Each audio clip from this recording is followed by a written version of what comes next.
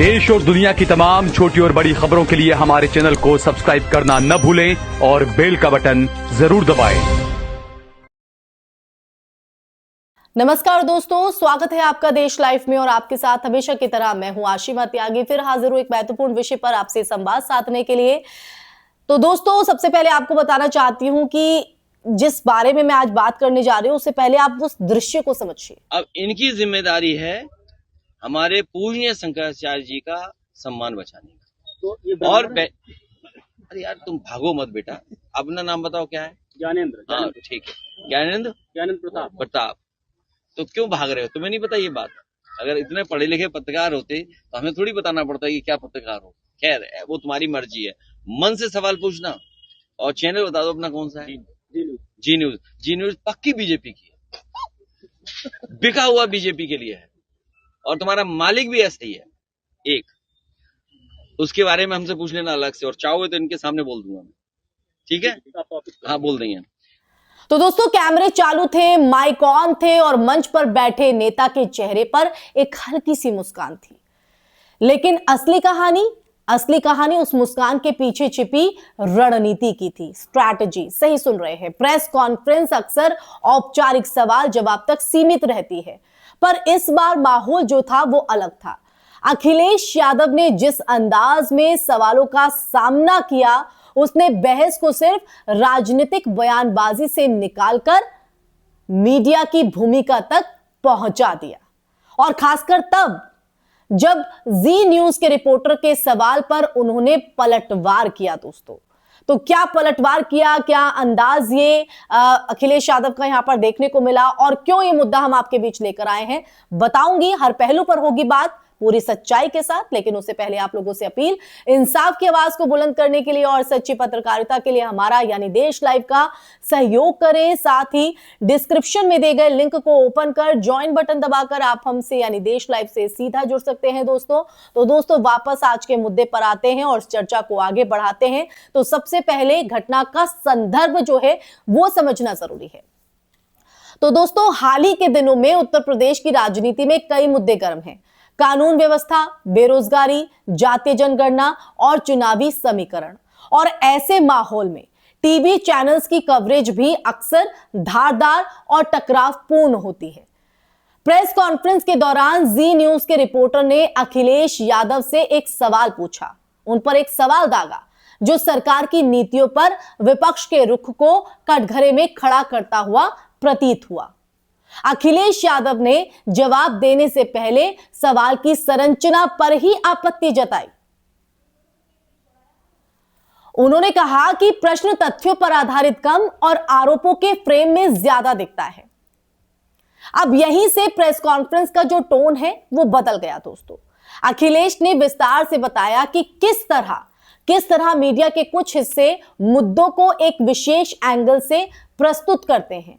उन्होंने उदाहरण देते हुए कहा कि बेरोजगारी के जो आंकड़े हैं उन आंकड़ों पर चर्चा कम होती है, लेकिन विपक्षी बयानों को विवाद के रूप में ज्यादा उछाला जाता है।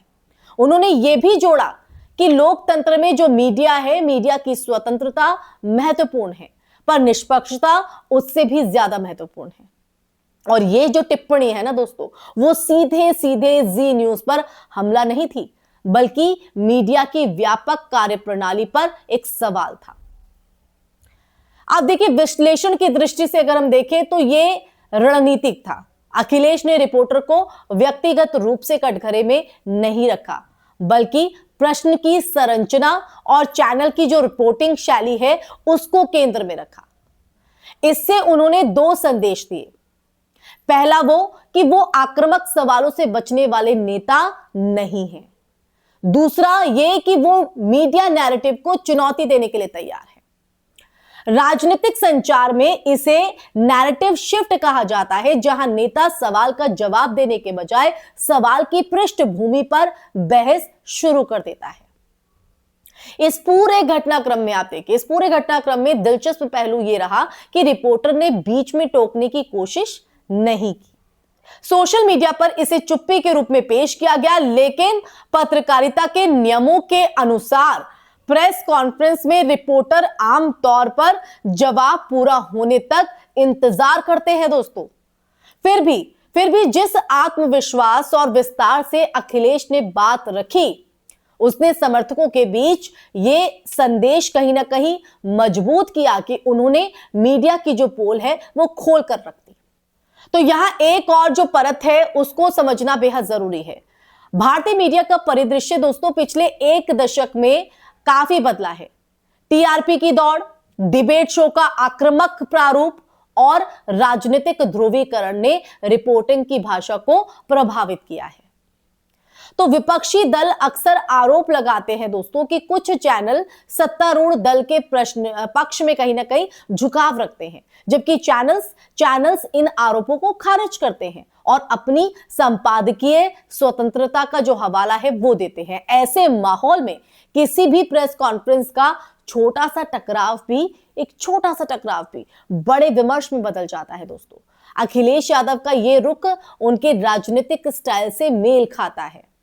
वो अक्सर हल्के, व्यंग्य और शांत लहजे में जवाब देते हैं, जिससे आक्रामक सवालों की अगर बात करें तो वो धार कम हो जाती है। और इस बार भी उन्होंने आंकड़ों और उदाहरणों का जो सहारा लेकर बात रखी।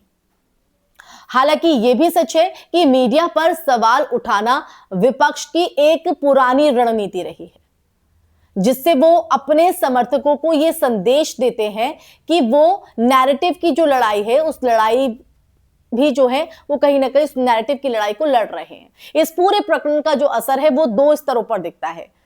वो कैसे? पहला, राजनीतिक, जहां समर्थक इसे साहसिक जवाब मान रहे हैं, तो दूसरा मीडिया विमर्श, जहां पत्रकारिता की निष्पक्षता और सवालों की भाषा पर चर्चा शुरू हो गई है। तो अंततः आज की इस वीडियो में सिर्फ ये एक प्रेस कॉन्फ्रेंस के दृश्य के तौर पर नहीं देखा जाना चाहिए दोस्तों। ये सिर्फ एक प्रेस कॉन्फ्रेंस नहीं थी, ये उस बड़े संघर्ष की भी एक झलक थी जहां राजनीति और मीडिया एक दूसरे को प्रभावित करते हैं, चुनौती देते हैं और कभी कभी टकराते भी हैं। अखिलेश यादव का यह जवाब चाहे समर्थकों के लिए जीत का क्षण हो या आलोचकों के लिए एक राजनीतिक स्टंट, लेकिन इसने एक बात तो कहीं ना कहीं ये साफ करती है कि आज की राजनीति में कैमरे के सामने दिया गया हर जवाब सिर्फ शब्द नहीं होता है, वो एक संदेश, एक रणनीति और एक संकेत होता है कि आने वाली जो लड़ाई है वो सिर्फ वोटों की नहीं बल्कि धारणा की भी है। तो इसी के साथ दोस्तों इस चर्चा में फिलहाल के लिए बस इतना ही।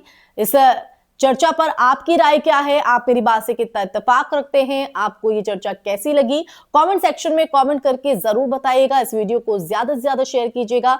हमारे चैनल देश लाइव को सब्सक्राइब कीजिएगा। फिर हाजिर होंगी ऐसी ही चर्चा लेकर। तब तक के लिए अपना ख्याल रखें। जय हिंद, जय भारत, नमस्कार।